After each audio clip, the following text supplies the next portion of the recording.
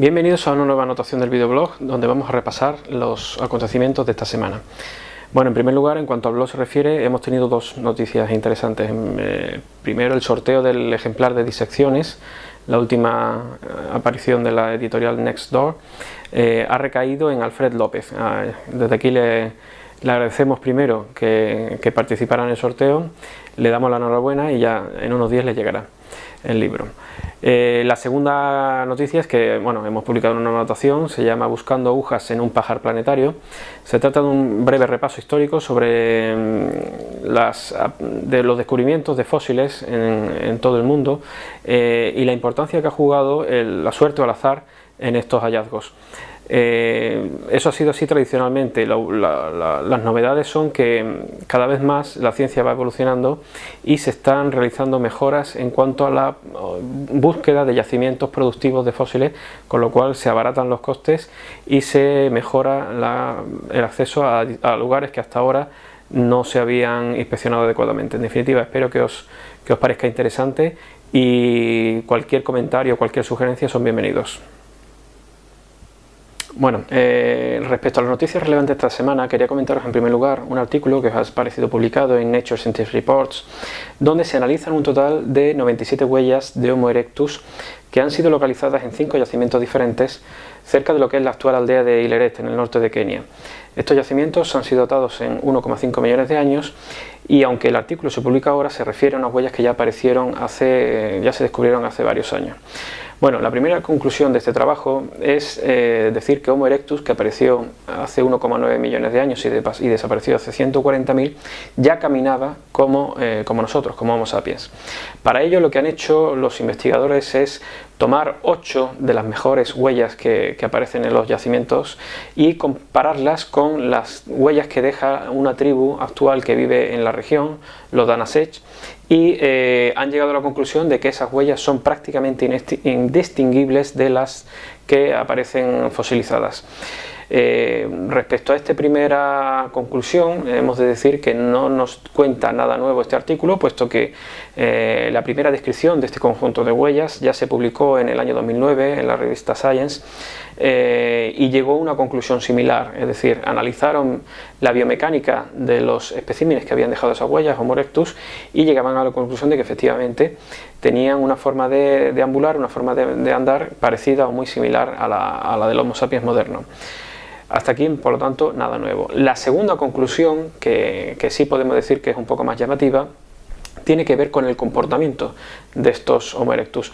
Lo que dice el artículo es que, como se trata de unos 20 especímenes, varios de ellos machos y también incluyendo a niños, vienen a decir que como se encuentran juntas cerca de una zona húmeda, el hecho de que fueran caminando alrededor de esta zona húmeda, parece ser que buscando alimento acuático, da a entender que ya cooperaban entre sí, es decir, vendrían a formar lo que es una tribu y que cooperaban entre sí como lo hacen los Homo sapiens.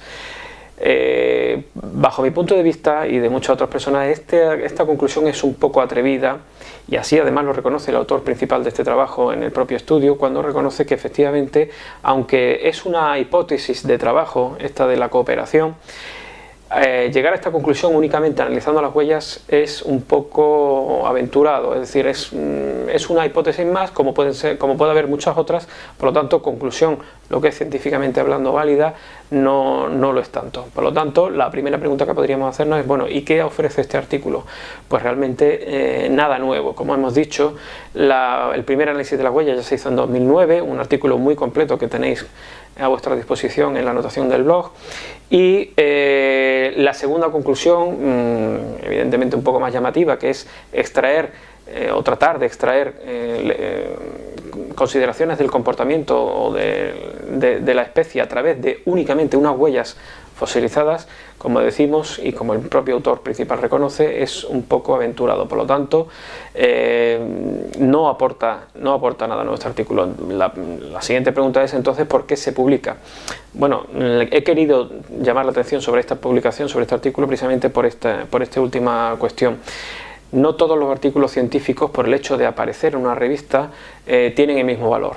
Aquí lo que hay que hacer es leer el artículo, analizar qué datos se toman y qué conclusiones se alcanzan, y después ver si corresponde a una novedad o no. En este caso hemos de saber que Scientific Reports, una revista del grupo Nature, es una revisión, o sea, sigue una revisión por pares, como otras revistas de impacto, pero en esa revisión no se analiza el interés científico, que sea un descubrimiento importante o que aporte alguna novedad a ese estudio.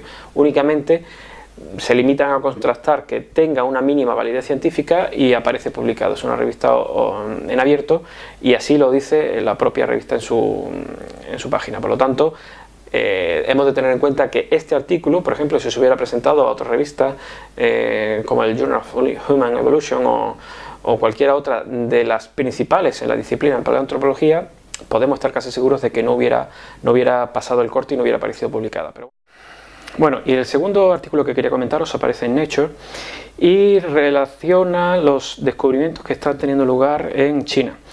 Hemos de decir que desde 1929 se descubre un cráneo casi completo que se data en medio millón de años, y a partir de ese momento apoya la hipótesis de que la especie humana, el Homo sapiens, evolucionó en Asia y no en otro lugar. Sin embargo, los descubrimientos que se siguieron en África y en Europa, pero sobre todo en África, arrojando fósiles cada vez más antiguos, fueron dejando de lado la importancia de los especímenes chinos, unido al hecho de que casi todos los que se recuperaron en aquella época desaparecieron antes de la Segunda Guerra Mundial. Bueno, en cualquier caso, como decimos, África atrajo la atención de toda la comunidad paleoantropológica por la riqueza y la abundancia de fósiles que aparecían y, como decimos, por su antigüedad, hecho que llevó a considerar a África como la cuna de la humanidad, es decir, el lugar donde Homo sapiens evoluciona y a partir de ahí se expande por el resto del planeta. Pero todo esto está empezando a cambiar, y China para ello ha invertido mucho dinero y mucho esfuerzo en mejorar no solo el acceso a los yacimientos, sino también en modernizar las instalaciones y los equipos de trabajo que realizan su labor. Los investigadores del Instituto de Paleontología de Vertebrados y Paleoantropología de Beijing tratan ahora de responder a una pregunta que tiene mucha trascendencia, y es si Homo erectus desapareció como especie o evolucionó hacia una especie moderna. Todo esto se une a los recientes descubrimientos en Georgia, en Dmanisi y en Denisova. Por lo tanto, vemos como China, cada vez más un rincón, paleoantropológicamente hablando, olvidado por parte de la comunidad científica, cobra cada vez más relevancia. En definitiva, tenemos que además alegrarnos porque dos de las principales figuras de la disciplina en España, José María Bermúdez de Castro y María Martinón Torres, llevan años investigando con los colegas chinos, y fruto de esta labor ha sido la publicación de una serie de artículos que han causado mucho interés en la comunidad científica por las conclusiones que se pueden extraer de los mismos. Análisis en los yacimientos de Chukutian y de otros lugares de restos de Homo erectus, sobre todo, puestos en contraste y puestos en valor con otras colecciones de fósiles del resto del mundo, están arrojando preguntas muy interesantes, porque las respuestas no se tienen todas, pero lo importante, como decimos, es que se está trasladando el foco y se está mostrando interés en una región que hasta ahora no lo tenía tanto. Por lo tanto, esperamos nuevos e importantes descubrimientos en esta zona y los seguiremos con atención. De nuevo, tienes el artículo en la anotación del blog y esperamos cualquier comentario, cualquier recomendación que tengáis a bien hacer. Bueno, y para terminar, como siempre, mi recomendación del libro de la semana. En esta ocasión traigo la última novela de Neal Stephenson, Seven Eves, o Siete Evas, publicada por Nova, y es un libro magnífico. Quien no conozca a Neal Stephenson, por favor, que vaya a una librería, consiga Snow Crash, La Era del Diamante o Cryptonomicon, entre otras pocas de las muchas novelas que he escrito, porque seguro que os va a encantar. En esta ocasión nos trae una novela de ciencia ficción donde nos cuenta qué hace la humanidad para intentar evitar desaparecer como especie tras una catástrofe que vuelve a la Tierra inhabitable.